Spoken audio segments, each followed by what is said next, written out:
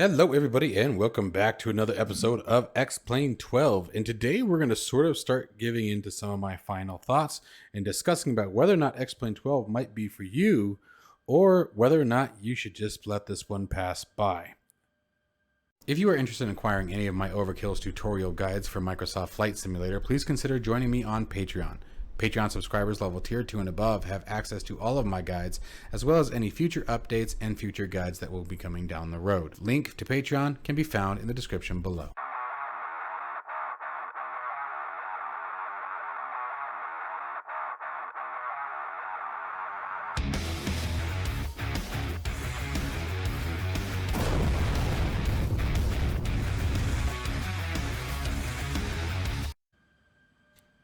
Okay guys, so we are sitting here hanging out in the X-Plane 12 F-14 Tomcat. We're sitting here at San Francisco International. And we're just going to go up for a quick flight, sort of get an idea for the F-14, see how it compares to the F-14, for example, that we have available in Microsoft Flight Simulator. And just sort of tool around, have a good time, and while we do some chit-chat. Now, I want to start out with the same disclaimer as always, guys. These are just my personal opinions. Please do not feel like I am judging anyone in particular or trying to put one simulator down over the other. It seems to be the constant point of contact is which sim is better. It keeps coming up, and even myself, and so I'm trying to keep things fair and as unbiased as possible and just give you guys the raw points that I have for this particular simulator, assuming that I keep this dang thing on the runway. Goodness gracious. Come on, so where's your center line, Mike? Where's your center line? 140 knots, that should be good. Let's start rotating. Nice rotation. Gear coming up. I still don't like the track IR for this. I need to create a whole new profile from scratch to make this work right, which we will still do. Just going to take some time. Okay, so as we're sitting here tooling around in the F-14, we'll get some exterior shots later. Let's start talking about my overall consensus over the last few days. I've been flying it pretty religiously. I've kept some of the content offline intentionally so that way I could come up with this particular video. First, I'm going to give you my pros to X-Plane 12 over the Microsoft Flight Simulator and whether or not you want both or just one or the other. Okay, so first off, the pros of X-Plane 12 for me is I do feel that the flight models and the flight characteristics are better than Microsoft Flight Simulator. Be careful as you guys hear that, please, before I get anyone's feathers ruffled. Hear me out for a second. What I mean by better is not necessarily even more challenging. They just feel more natural. They feel more of what I would expect to see in a real aircraft versus what I see sometimes in Microsoft Flight Simulator. Not with all aircraft, but it really does depend on the developer, and that's going to be the case with any simulator. So please keep in mind that I'm referring to X-Plane 12 in its default state right out of the box with no third-party aircraft. We're just talking about the default aircraft because at the moment that's all we have to compare it to that I'm aware of. Okay, so with that in mind, I do find the aircraft to be a bit more realistic in the way that they fly. Certain textures and shadowing and lighting of the different aircraft, I'm going to have to sort of modify my previous statement. Previously, I had said, for example, the Cessna 172 I found to be better than that in Microsoft Flight Simulator. I thought it looked more natural, blah, blah, blah. I'm not changing my opinion on that. I'm editing it. I guess my edit is that I find that the lighting in Microsoft Flight Simulator tends to be a bit more cartoonish depending on what you're doing. Now, are the overall textures necessarily better in X-Plane 12? No. I think it really comes down to the coloring. I like the shading. I like the lighting a bit better in Microsoft or in X-Plane 12. The colors feel a bit more natural. Like even looking out here at the scenery, those greens and those colors I find to be a bit more normalized, but at the same token, I will also admit that they're also a bit dull. So I think what I'm really looking for me personally, would be a mix between the two, a common ground between the two. Not quite as vibrant and saturated as we see in Microsoft Flight Simulator, but not quite as flat and dull and non-reflective as we're seeing here in X-Plane 12. I do find that, honestly, X-Plane 12 is easier on the eyes for extended flight. I find that sometimes after flying Microsoft Flight Simulator for extended periods of time, the colors actually start to hurt my eyes. Now, keep this in mind that all of these things can be adjusted through settings, etc. We can do things about it. There are reshades and things that can certainly enhance that performance, right? So, now moving on to the weather. The weather engine, in my opinion, in X-Plane 12 seems to be a bit more realistic and a bit more accurate than what we're currently seeing in Microsoft Flight Simulator. However, Microsoft Flight Simulator is on the run. And what I mean by on the run is more like, you know what, I'm going to scratch that, change that. They are on the rampage. Microsoft Flight Simulator is making some very large leaps and bounds in the last 12 months. And it's very quickly, I think, going to be something that is no longer going to be an advantage of X-Plane 12. And again, just my personal opinions, but I do think that in the end, in the long run, I think Microsoft Flight Simulator is going to come out on top in all departments. They've really come a long way. Obviously, their graphics and their scenery are unparalleled by any other simulator. Excuse me. You can't match the scenery. You can't match the graphics engine. You can't match the available nature in general of what you can do and where you can fly to in Microsoft Flight Simulator. But now I do want to also point out something that someone else had said in a previous comment that I actually tend to agree with even to this day. I still find Microsoft Flight Simulator to be more on the lines of a game than a simulator. And that is a very big distinction that we need to make. Now, that is not true with all aircraft. It is not true with all developers. Okay, there are plenty of aircraft and developers for Microsoft Flight Simulator that are absolutely study level, that are approaching what I would call ultra realistic for the simulation experience.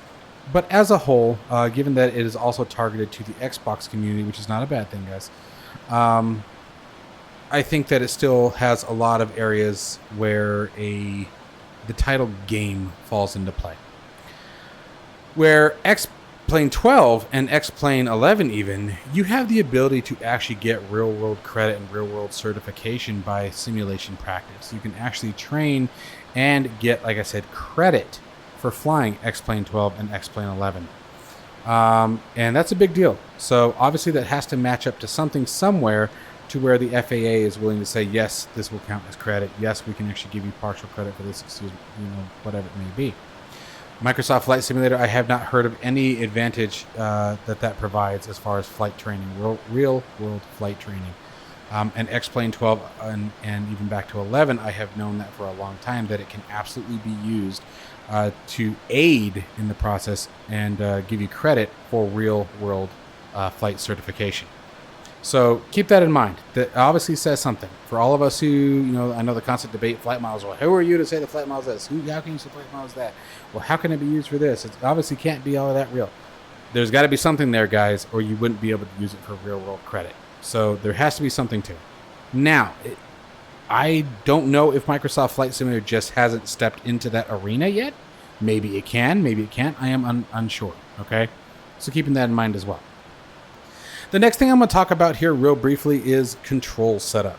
The one thing that I will absolutely say is that X-Plane 12 absolutely decimates, in my opinion, and X-Plane 11 decimates Microsoft Flight Simulator in the ability to easily configure your controls, change buttons, and it has a much larger variety of options that you can assign without having to use any kind of third-party program. So if we were to take a quick look at that for a moment, if we were to go to our settings and we were to go to our joysticks, here, for example, let's just say we're going to bind, let's actually pull up, I don't know, what's something that I need to do here? I haven't set up really anything, so let's go to the throttle. First, I really enjoy the layout. If I want to, for example, map this button, I can just click on it. Okay, that's the throttle. I guess that's a bad example. Let's go over here. Okay, and we can actually do throttle front. Okay, so let's set throttle back. There we go. Let's say I wanted to bind button 5 here. Okay, comes down, highlights button 5 for me. We can go to edit, and we have all of these different controls that can be mapped from directly inside the sim. Okay, these are all, I mean, guys, it's got to be over 1,000 easily. I mean, there's just hundreds of different controls that we can set without having to use any kind of third-party product. Now, we can do certain things like that in Microsoft Flight Simulator, but for example, it requires the use of either FSUIPC7 or it requires SPAD.next. Okay, both of those softwares are absolutely fantastic. Both of them are also very expensive. SPAD.next is $60. So if you are someone who already has a whole bunch of cockpit controllers and configuration, and you're just getting into this, or you want to dive into this, and you don't want to spend an extra $60 or $50 on a software in order to map many of these controls, X-Plane is definitely the way to go in that department because they're already here and ready for you. You can simply just bind in here and not have to worry about it. Where with Microsoft Flight Simulator, as I said, the list of controls that are available in game that you can map is extremely limited and extremely generic, in my opinion. And that is the whole reason, for example, why I purchased SPAD Next, is so that way I had access to all of those control options that are in the background, that are in the sim. They're not in the user interface that we're seeing here. The other thing is the overall ability to easily, like I said, map and create the profiles. I can very easily save as a new profile, manage profiles. Everything here is local and much faster. One of my biggest aversions to using the in-game controller GUI in Microsoft Flight Simulator is just the time it takes for it to go from one screen to the next. I mean, it's very clunky. It's very laggy. And it's been out for 2 years now. Now, with that being said, one of the benefits to that is when you map in the Microsoft Flight Simulator GUI, your controls are saved in the cloud. So you can completely erase your hard drive, blah, blah, blah, build a brand new computer, go out and buy a new computer, plug all your controls back in, download Microsoft Flight Simulator, log into your account, and boom, all of your controls will still be as they were before. With X-Plane 12, we would not be able to do that. My understanding is nothing is saved in the cloud. You'd have to go and find the config files, save them, back them up onto a USB drive, etc., and transfer them over, and then load them in. Otherwise, if you did a clean install and just try to put back in, you're going to have to reconfigure all those controls all over again. So there's pros and cons to both, right? But that is one of the things that I did want to definitely point out. I do like this interface significantly better. I do like the ability to very easily identify my controllers significantly better. It doesn't have an image for that one, but maybe we do. Even the calibration process is pretty awesome. See, which one are we looking at? This is the combat panel. What axis are you looking at that's on the combat panel? Hang on a second. It's asking for, is it? Where do you see an axis, guys? I don't have an axis on this thing. Combat panel. No, that is not it. That's my takeoff panel. Okay. It says I have 2 axes on there, but I have no idea what those would be. So we're going to tell it to... Oh, it says none. Never mind. I'm an idiot. Can you guys tell it's the end of the week? Okay, so now it's going to center everything. We're just going to leave them all as is. Hit finish. And then from here, now I can very easily go through each of my buttons. And I think it does. Yep. So I can literally move my buttons around. Every time I depress it, it automatically goes to it. I don't have to worry about anything.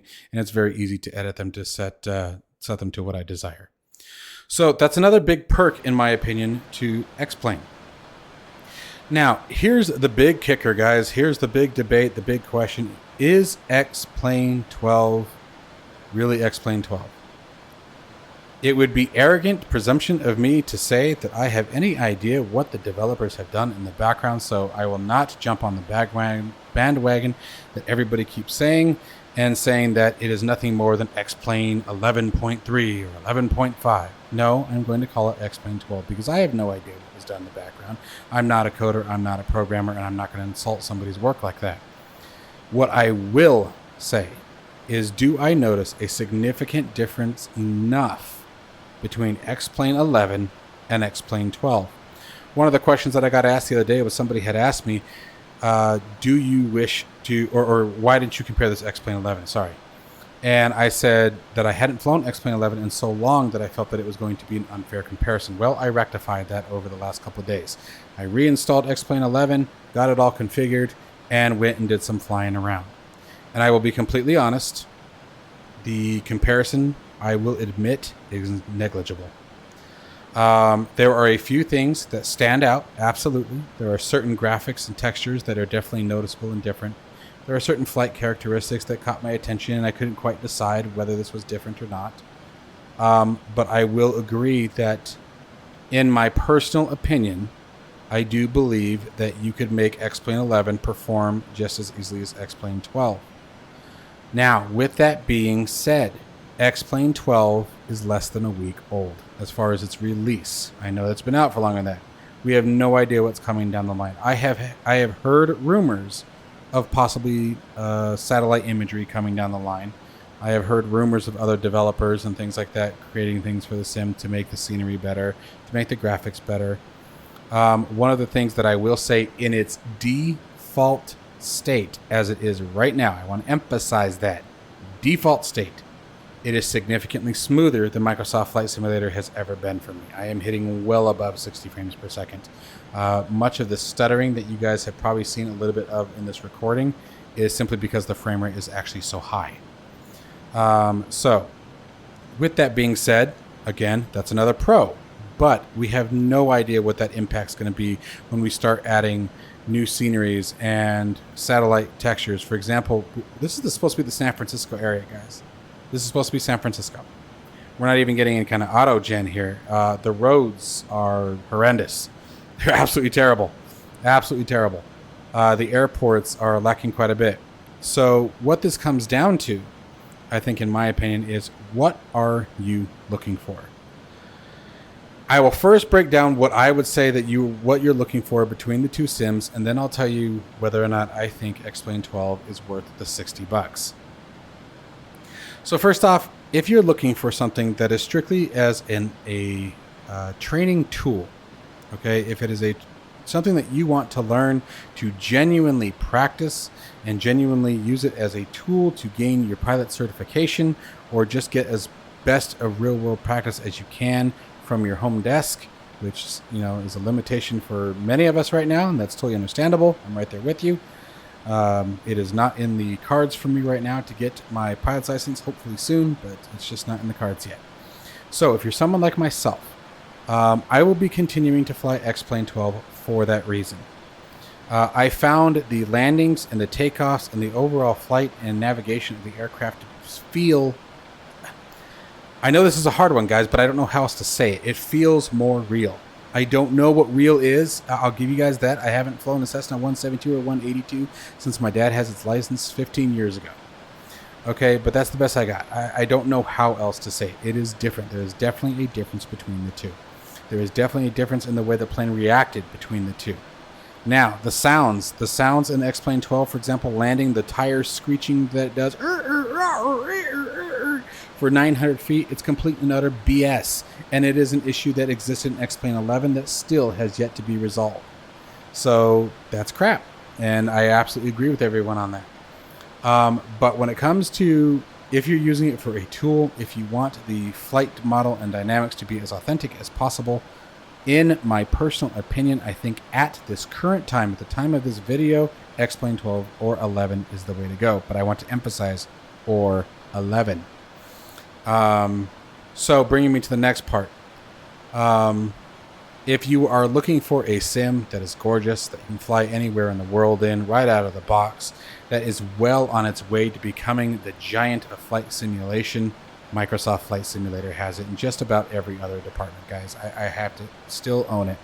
I will continue to make X-Plane 12 videos on this channel. I will continue to show you guys the things that I have explored and things that I have learned as I continue to go on. I will not be able to say anytime soon that X-Plane 12 can replace Microsoft Flight Simulator. If you stack the two side by side, the aforementioned benefits are really the only benefits that I can see in X-Plane 12 versus Microsoft Flight Simulator. I think Microsoft Flight Simulator takes the win in every other department. It's really hard to beat. Now, for the big golden question, is X-Plane 12 worth $60? If you have never owned it before and you like the aforementioned benefits that I have found with this product, yes, it is. If you are currently on X-Plane 11 and you already have a bunch of money invested into it and your ads and your different sceneries, etc., my answer right now would be no. I do not think it is worth $60, and I think that they should reduce that price for existing X-Plane owners. I do not see that there's a big enough benefit yet. yet. Emphasize yet, please. We do not know what the future holds. My opinion may change as development of the software continues. I am going to emphasize once again, X-Plane 12 is still in early access. That is a big thing that we must have to take into consideration, whether we agree with it or not, whether you are someone who enjoys early access or not. You still have to take that in mind if you're going to make a judgment on X-Plane 12 and its current condition. Whether you agree that it should have been released yet is irrelevant to what is it going to be like a year from now. Okay, so keep that in mind. Just like with Microsoft Flight Simulator. Microsoft Flight Simulator, the day it launched, was nowhere near worth $60. That thing was a headache and a nightmare for just about everyone. Crash of desktops, all the lag, the lack of real weather. I mean, it was. You guys remember, I'm sure. It was a destructive tornado. Okay, but they ironed it out, but it took time. So that's pretty much where I stand on X-Plane 12. I hope that this video has given you guys some sort of at least a different way of looking at things, and maybe a few things to think about. All right, well, maybe like myself, and I'm going to be using X-Plane 12 for certain things. I'm going to be using Microsoft Flight Simulator for others. The other thing that I will actually put as a pro to X-Plane 12, and you guys bear with me, Microsoft Flight Simulator is massive, and X-Plane 12 can become massive in size. But there is also something to be said for some of the satellite imagery that can be purchased through your ortho and your graphics tiles and your Google Map generators and all that. There is far more customization options. There are far more open windows that enable you to really tweak the world to something that you want it to be, maybe specify it to your specific locations. Although the satellite imagery in Microsoft Flight Simulator is nice and fairly accurate, we also know it's extremely outdated. We have seen certain tiles of the globe that are 10 or 15 years old.